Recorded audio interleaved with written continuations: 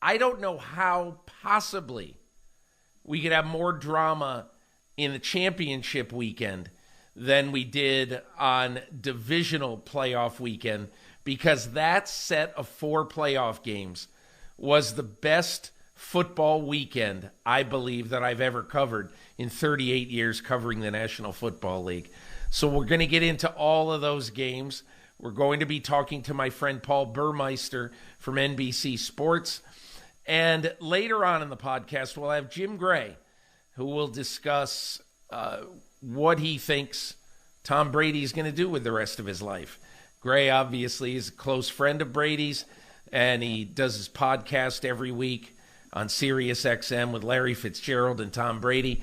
We will get to that later in our show. But first, Paul, did you have your defibrillator active at the end of the weekend on Sunday? And what did you think of the games?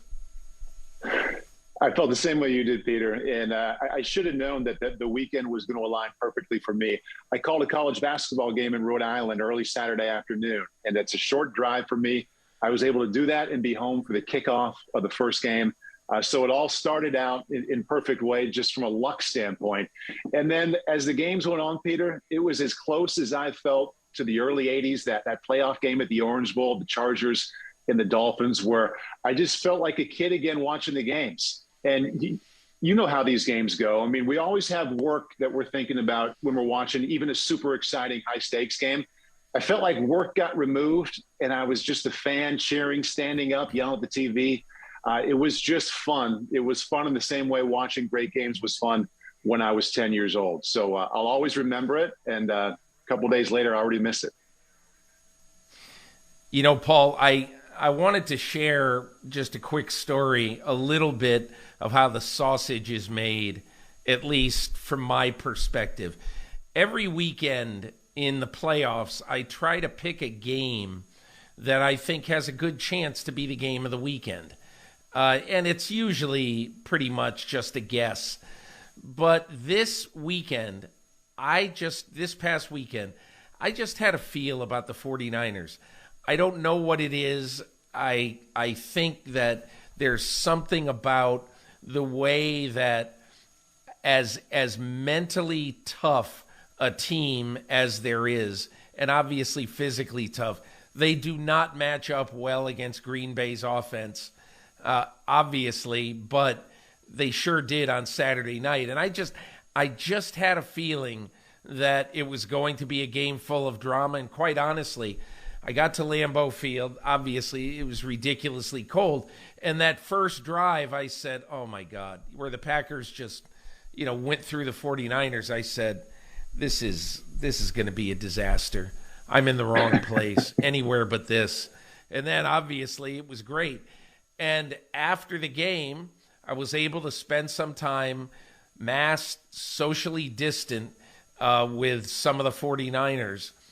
And what really occurred to me as I walked out of the Lambeau Field press box at about 1:45 a.m. Central Time on Saturday after doing some writing, I just said to myself, just be happy you picked the right game. You really picked the right game. And then on Sunday, you wake up to news that, hey, maybe this is Brady's last game. And then you wake up and then you watch the game, and Brady almost brings them back from 27-3. And that was a crazy game. And then obviously the game Sunday evening in Kansas City is one of the great games in NFL history. And so I just said, well, you picked the wrong game, but it was just a fabulous, fabulous weekend. And Paul, I'll just say one thing about what happens at the end of a game like Kansas City Buffalo. And in a moment, we're going to get to the whole overtime debate. But the one thing about our business that I'm not crazy about is that you watch a game like that, Kansas City 42, Buffalo 36, and the first thing you hear about is, oh, this coach blew that, and that coach blew this, and what a dumb call this was. And look, I have a problem with Sean McDermott choosing to kick off with 14 seconds to go and to kick it into the end zone. I would much rather have had, even if it was Tyreek Hill, honestly, I would much rather have had a regular kickoff or a high kickoff to maybe the 10-yard line so your cover guys can get down there and surround the returner. I'd much rather have that than I would have Patrick Mahomes having 2 throws with 3 timeouts left. But that's the only real issue I have. My point about the end of that game is I just appreciate the greatness we saw. I cannot get angry about some coaching call or about somebody running too much or some. At some point, you just have to sit back and appreciate what we just saw. I think it's interesting, Peter, that each of the last 2 weeks in super dramatic games, the one in Dallas with that situation at the end where they chose to go with the quarterback draw with only 14 seconds left, and now Buffalo going with the full kickoff instead of a squib kick and taking time off the clock. How much situational awareness and like how much time these coaches must spend in the offseason with staffs talking about, okay, for the next 4 hours, we're running through this situation. What if we have 14 seconds left? What plays can we run with no timeouts? It's such a massive part of the game, and it was highlighted so much and amplified so much in big moments the last couple of weeks. Like everybody else, Peter, I read your article Monday, and it's funny you bring it up because I was wondering, I wonder how many times Peter had to pivot off of what his main point was going to be or what his theme was going to be after the second game or after the third game. So like when you shut it down Sunday morning at 3 or 4 in the morning, thinking that Niners-Packers game was your rock solid lead, how many pivots or changes did you have to make on Sunday? Well, Paul, you have to, I always try to put myself in the position of somebody clicking on the column at 5 or 6 in the morning or whenever they start doing it, who's waking up and is just so excited about the games over the weekend. And I try to put myself in that person's shoes saying, I try to strike a balance between what they want to write about and what is my best stuff. And my best stuff, far and away, was the stuff that I found out after the game in Green Bay with the 49ers. Specifically, how Kyle Shanahan decided to change his call when Brandon Ayuk was in motion on the decisive play of the game. You know the play I'm talking about. They're at the 38-yard line of Green Bay. It's 3rd and 7, and they need to get enough yards to get in position to try to get either a first down or to get close enough so that Robbie Gould can kick a field goal. And Shanahan told me something very interesting that he thought when he originally had his play call for throwing the ball deep downfield to George Kittle, he thought that Kittle, because of the way that the Packers were going to play defense, crowd the box because they figured absolutely they're going to run here. They're not going to throw the ball. They need to get a few yards to make it possible for Robbie Gould to kick the field goal. Because of that, he thought there was going to be some air in the secondary that even a wounded quarterback like Jimmy Garoppolo was going to be able to take advantage of. The fact that he didn't call the timeout until Brandon Ayuk was in motion from left to right across the formation, I thought was fairly fascinating because it just showed how his brain works and how close he came to allowing Jimmy Garoppolo to take that snap. Now, he told me later that I was going to do this. I basically decided that I was going to do this. But he wanted to see how the Packers were playing the play first, and then he called the timeout. So I thought it was really, really dramatic and fun. And I knew that regardless of what happened in the other games, even if there was an incredible game, that was still going to be what I would write the majority of my column about. Have no regrets about it. And today, in this world, the way it works, it's very hard to not be on site and to get a really good, in-depth story on a game. And look, I managed to get Tyreek Hill on the phone for 10 minutes after that game, and he told me some good stuff. But it just wasn't going to be the same as being there and being able to get multiple people to talk about it. So that kind of dictated the day for me, Paul. Isn't it amazing, with as adept as we all are, like this situation right now where we're talking virtually, when you can be there with somebody and standing next to them and interact with them, how much better the stuff that you get is. It's just one more example of that. And that decision at the end made by Kyle Shanahan, another example of a super key moment related to seconds and the coach thinking or not thinking about how many seconds am I leaving on the clock? What will this allow this other team to do if I make this decision as opposed to that one? And it turned out in that case, Kyle Shanahan certainly did the right thing.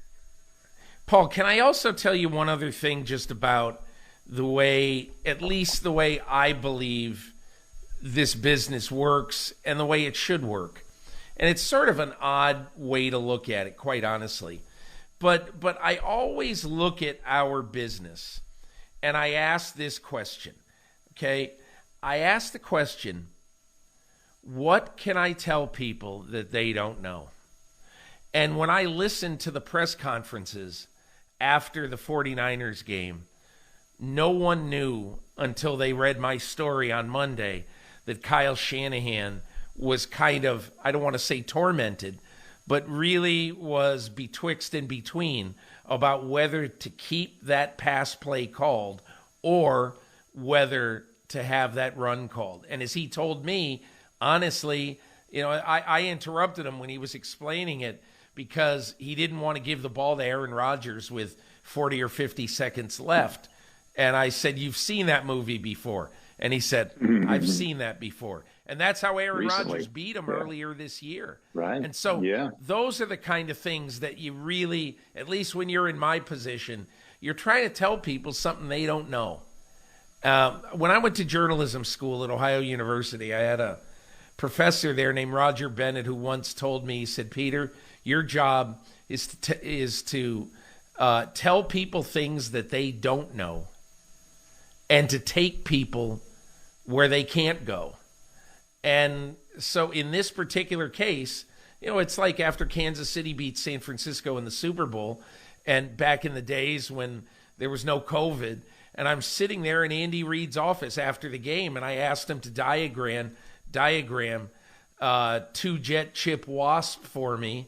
And at first he said no, and I said to him, hey, Andy, listen, said NFL Films is going to have you diagram this anyway for, whatever the America's Game episode is on this Super Bowl victory. I said, why don't we just do it right now? And so he took out his red marker and drew it for me, and I ended up, writing about it. It was, 5-6 hours later where everybody's reading it. But I feel like my job is to really take people places where they can't go. Anyway, Paul, let's get into the crux of what has become a big story as we get into, the sort of netherworld of the days before the championship games. And I just want to ask you, open-ended question. Does the NFL have it right with overtime right now? Should they make a change? What do you think of the current overtime rules? I don't know if they have it right, Peter. I don't have as big a problem with it as a lot of people do. And like every fan, I've thought a lot about this since that game ended on Sunday night. And I feel cheated that I didn't get to see Josh Allen. I would have paid money out of my own pocket on Sunday night to see Josh Allen play some more. But you know what? Defense, make a play. All their defense had to do was allow a field goal attempt or get the ball back, and we all get to see Josh Allen again. And who knows, maybe that team gets to win. I'm not as bothered by the rule as a lot of people. And one of the reasons I say that is, okay, what's better? It's not perfect now, but what would be a solution? And my mind went right to what they do in college. And I think that is borderline disaster. And I remember this fall, Peter. I was in the booth at Notre Dame, and I always keep an eye on my alma mater, Iowa, and I keep an eye on where my friends are coaching. And one of my college teammates and roommates, Brett Bielema, is a head coach at Illinois. And that was the weekend they were at Penn State. It was a tight game. They went to overtime, and it went to 9 overtimes. And it just kind of turned into a farce. And I was happy for them that they won. But as excited as you are that you get to see extra football and you know both offenses are going to see the ball, after 3 or 4 or 5 overtimes, I was kind of like, okay, what this game was about and the integrity of this game is kind of gone now. And I don't know if the NFL would consider that, but my point is, okay, it's not awesome right now. It's not perfect, but I don't think it's that bad to put it all on one side of the ball or the other to get it done. And like, my question is, and you know what the coaches may want to do, you know how the process works, what would be better? And do you think that the coaches in a competition committee meeting, do you think they're going to agree on one solution that would be better? You ask a great question with, can you get to the point? Because this is what it's about. Everybody said, well, how can they change the rules? You have to agree on a rules change that 24 of the 32 teams would vote for. And right now, I know, because I remember having a conversation with the competition committee chair, Rich McKay, a couple of years ago. There's tremendous division if you ever change overtime on what really is smart to do.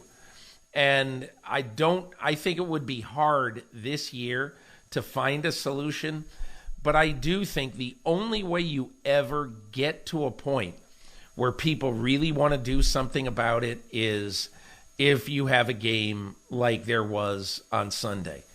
And look, I've spent some time in the wake of the Kansas City-Buffalo game looking back at recent history. And of the last 7 playoff games to go to overtime, the team that possessed the ball first won on the first possession. In other words, scored a touchdown on the first possession.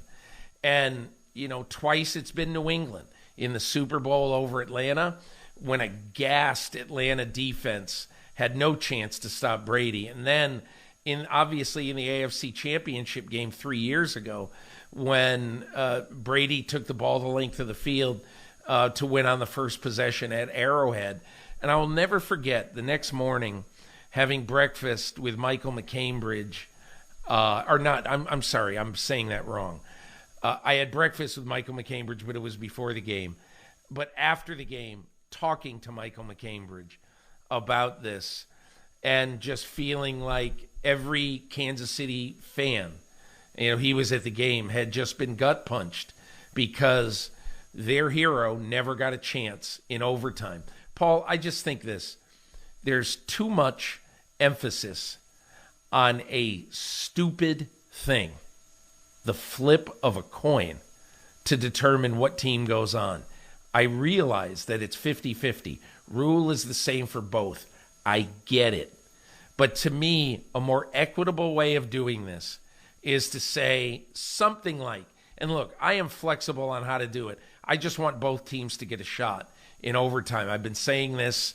I was looking for videos last night, or proof last night, as we record this on Tuesday morning. In 2014, when I was at Sports Illustrated, I found a video on the SI site that had me going off on how ridiculously unfair that both teams don't get to touch the ball in overtime. So this is not a this week thing. I've said it for a long time that both teams should get it. But Paul, if the competition committee would say something like, okay, both teams are going to get minimum 1 possession, I would be in favor of the second team. If the first team scores a touchdown and kicks the extra point, I would be in favor of the second team being mandated, if it scores a touchdown, to have to go for 2 on its conversion. Just anything to make it a little bit more fair than of the last 7 overtime playoff games. 5 of the teams never had a chance to touch the ball in overtime. I don't think it's fair. I just don't like it. I think that's a really good idea. And I'd kind of thought of that one as well as something that would, make it a little better, but wouldn't make it borderline ridiculous like it can get in college.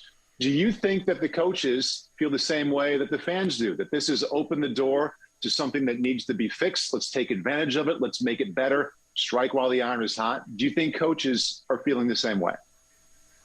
Yeah, I think coaches want this changed. And because you just don't want your season to come down to a coin flip. And too often that has happened. Somebody asked me last night, a friend of mine texted me and said, well, what's really standing in the way of this changing? And I said, one of the things that's standing in the way is that the NFL Players Association does not want to make games longer. Why do you think the overtime period is 10 minutes?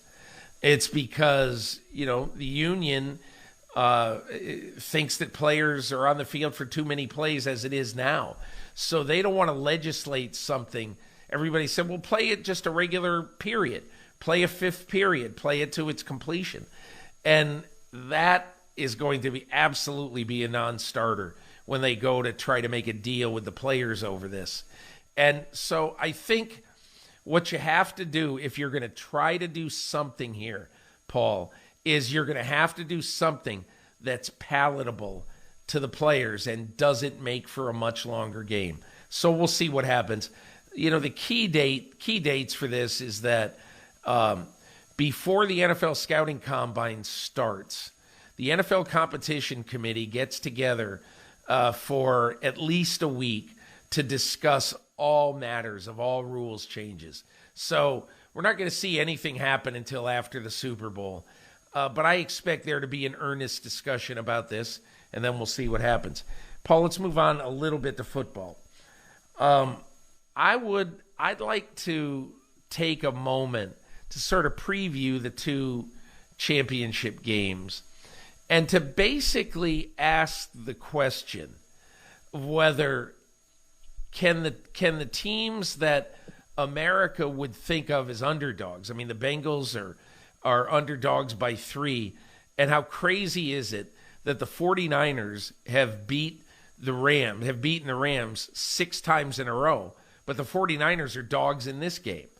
So I think both underdogs have a shot. Now, it's going to be very hard for Joe Burrow to win at Arrowhead, especially given that, I don't know, he's got a papier-mâché offensive line.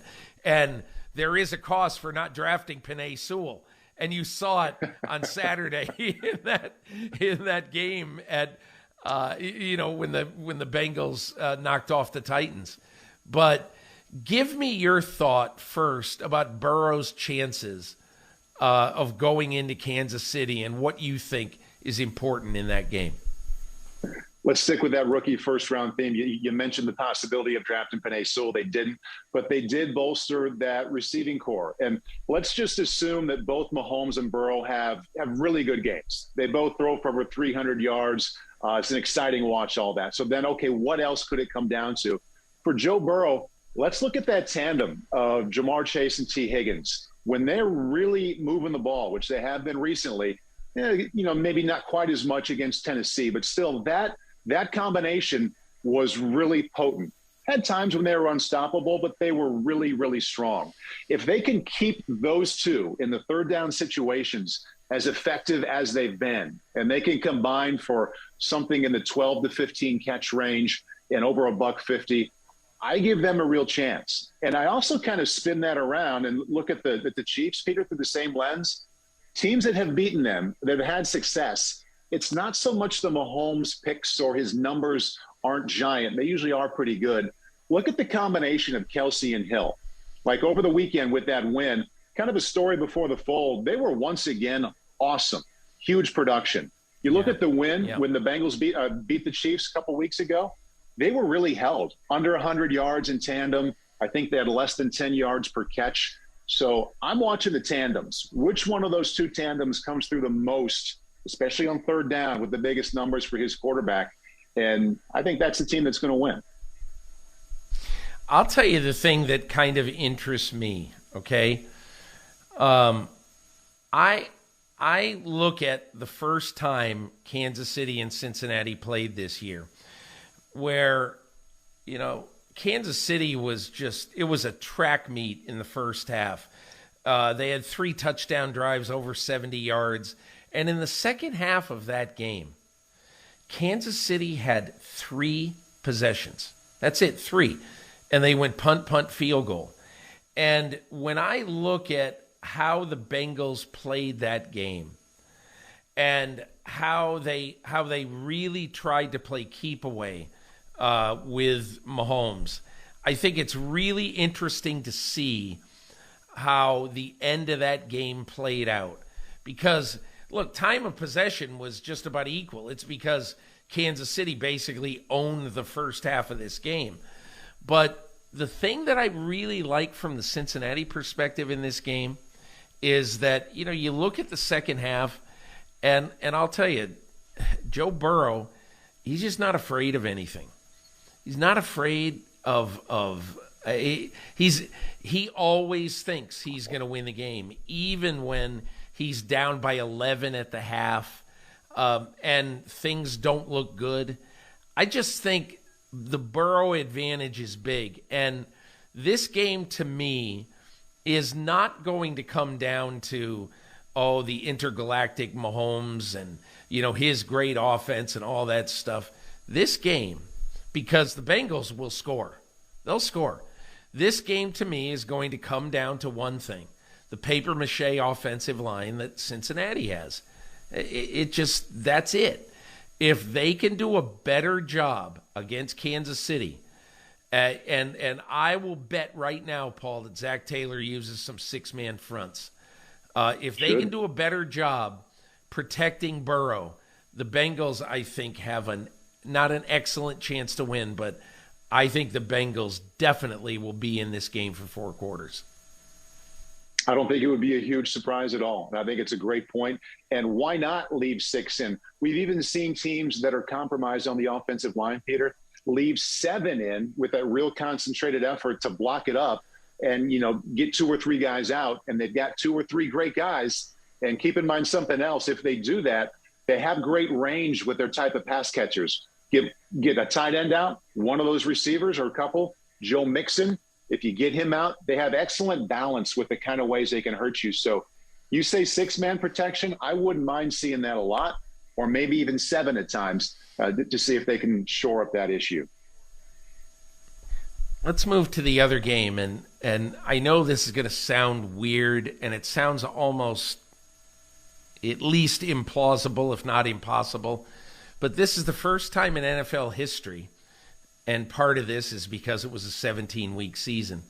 This is the first time in NFL history that in the same month that the championship games are played, each championship game would have been preceded by a regular season matchup in the same month. Because remember, the Bengals played Kansas City on January 2, and the 49ers played the Rams at SoFi, coincidentally, on January 9. And the amazing thing is there's so many interesting things about this weekend. But if you think about it, Bengals, who are underdogs this weekend, won on January 2 against Kansas City. The 49ers, who are underdogs this weekend, won on January 9 at the Rams. And so you have both teams, they know how to play the favorites. And if you look at the way the 49ers went, and look, Fred Warner after the game said, this month is unbelievable. This tour we've been on, we have to go to, we got to go to the Rams to even make the playoffs. We're down 17-0 in that game, and we obviously come back and win there. And then we get to the point where we got to go to Dallas, and we have a tough game there, and we win there. And then we got to go to Green Bay. And he said, wherever we got to go for the championship game, he goes, you talk about being battle-tested on the road. He said, well, look what we've done the last 3 weeks. And it's amazing. In the span, really, Paul, of 14 days, Sunday to Sunday to Saturday, SoFi, Dallas, Green Bay. Then in the span of 14 days, the 49ers won 3 games that were all sudden death to their season. So you hear this expression, teams are playing with house money. I don't know what that means, really. You don't think, hey, well, even if we lose today, we had a great year. People don't think that way. It's not, that isn't the way players think, I don't think. I think the 49ers enter this thinking that, listen, we can win a low-scoring game against a really good quarterback. I mean, look what they've done 2 weeks in a row to Dak Prescott and to Aaron Rodgers. And, I just think the 49ers defense is going to play really, really well. I think it'll be a game in the teens. I don't know. I guess I would pick the Rams, but, man, I think it's going to be really, really close. The 49ers defense, you say they're playing well. I mean, the last couple of weeks, a little detail there. I mean, when they beat Dallas, that was the number 1 scoring offense in the NFL. They held in the teens. The next week, they go to Lambeau and won up the MVP playing quarterback. And now, Matthew Stafford, so the Rams, they weren't the best offense in the league this year, but they were one of the best. Matthew Stafford's not going to win the MVP. He's probably in the top 3 or 4 or 5 in that conversation. And I like that you mentioned that these are rematches of games that not only we saw during the season, but we've seen recently. I think the one of the 4 teams, if you had to pick one team and said, all right, Peter, which one is playing at a level higher, maybe a couple levels higher than they did in that recent game? I think it's the Rams. It wasn't very long ago, but I think this offense and the defense as well, they've hit the gas. They've accelerated a couple levels beyond where they were during that game. So I think it's going to be the Rams a little more comfortably, even though I've got nothing but respect for the toughness and the grit the Niners have shown this last month. I just think there's a very small margin of error for how they've been winning. And I think they're catching a team that has the arrow going way up on both sides of the ball.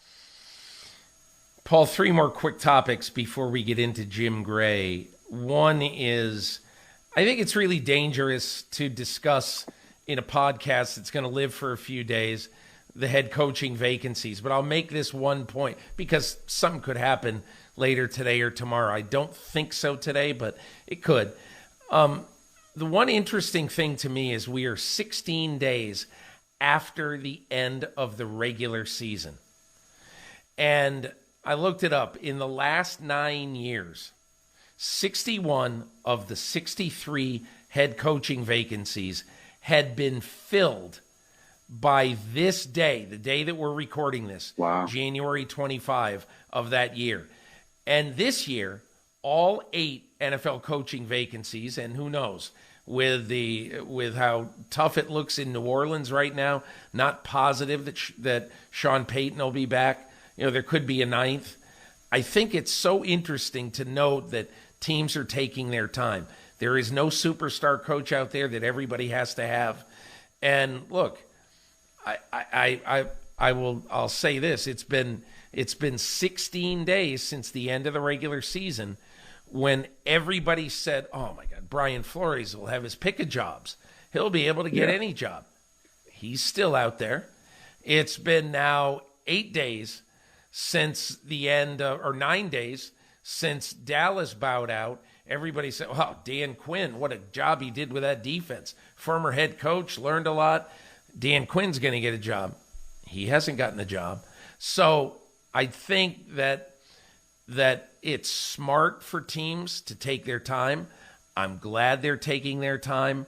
And I don't have a great idea about these various jobs other than to say, I think as I surveyed the landscape over the weekend, Paul, there are going to be more offensive coaches hired this postseason than defense or special teams, because I just think in places like the Giants, they want to save Daniel Jones. They want to give him every shot to win this job. In Denver, for instance, they want to find somebody who can coach the quarterback and coach him very well. That's why I think you're hearing a lot about Nathaniel Hackett, the Green Bay offensive coordinator. So we'll see what happens, but that's kind of how I see it. Before we get out of there, I want to get your view on the futures of Aaron Rodgers and Tom Brady. Paul, from your watching the situations and maybe from listening to what Rodgers and Brady both said after they unexpectedly each bowed out of the playoffs on divisional weekend, what do you think of those guys? And let's start with Aaron Rodgers. What do you think of his future? Yeah, these are fun conversations because there's really no right or wrong. We're all just going off of hunches and feelings and nonverbals and interpretations. I think Aaron Rodgers is coming back. Obviously, it's a complex situation. He's a complex individual. There are a lot of things to consider. But in his late 30s, say what you will about Aaron Rodgers, I think he's incredibly smart. And I think eventually this grass is greener somewhere else. I don't think he'll find that. For as many challenges as he has felt in Green Bay, and for as many issues as they had financially with the cap, I think he will understand that he has a wonderful thing with his head coach, Matt LaFleur. I think he's got a wonderful thing with Davante Adams. And I just think he will find more positives to staying than leaving. And I also am connecting the dots a little bit to remember after they beat San Francisco, that incredible, impossible comeback early in the season, Peter. In his interview, he said, it's hard not to be romantic about football. I think it's more romantic to stay at Lambeau, to stay where you've always been, chase a couple more there than try and go somewhere else. So it may take a while to get there, but I think he comes down on the side of sticking it out in Green Bay and seeing what he can do there. I think Aaron Rodgers will play again, will not retire. That's my gut feeling. Paul, I wish I had a gut feeling beyond that. I do not have a great feel at all for whether he's going to play there or whether he's going to play somewhere else. I just don't.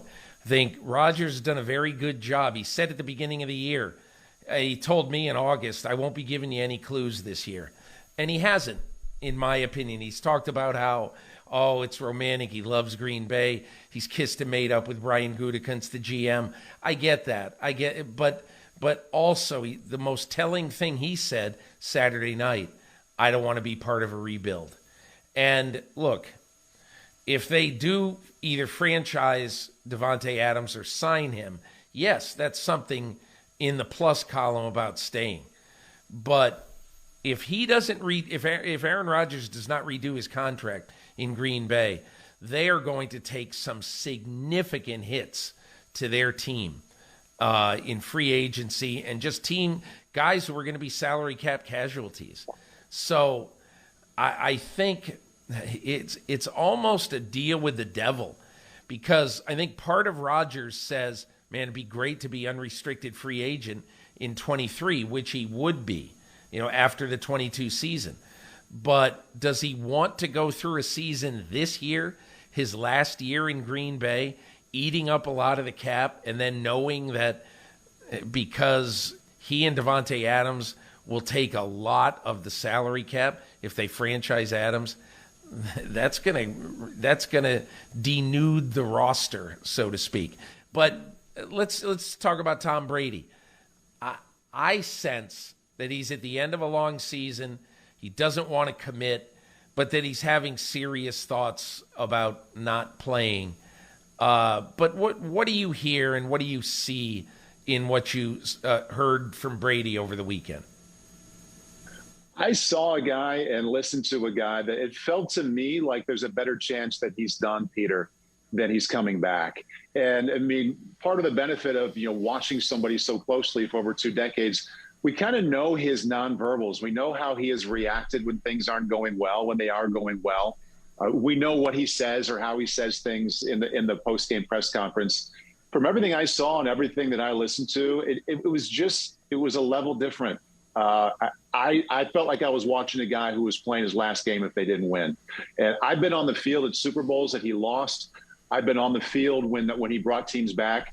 And it was a different kind of energy that we saw on Sunday. May not mean anything. May just mean he's tired and he can't wait to come back. And in 2 weeks, he's going to announce that. My read, it's a guy who feels like he's at the end. He's going to take some time to really consider that. But I think the end call there is that Tom Brady's going to hang it up. Well, Paul, it'll be interesting to hear from Jim Gray, who does a podcast with Brady and Larry Fitzgerald every week, and talked at length with Brady about that. You're going to hear from Jim Gray about that podcast and about his gut feeling about his friend Tom Brady and what will happen going forward. Paul, thanks so much for the weekly dissection. We'll look forward to going over the championship games with you next week and having an early preview of the Super Bowl. Thanks so much. Thanks, Peter. Hi, I'm Mike Tirico, and thanks for watching. Make sure to hit subscribe for the latest news and highlights from NBC Sports.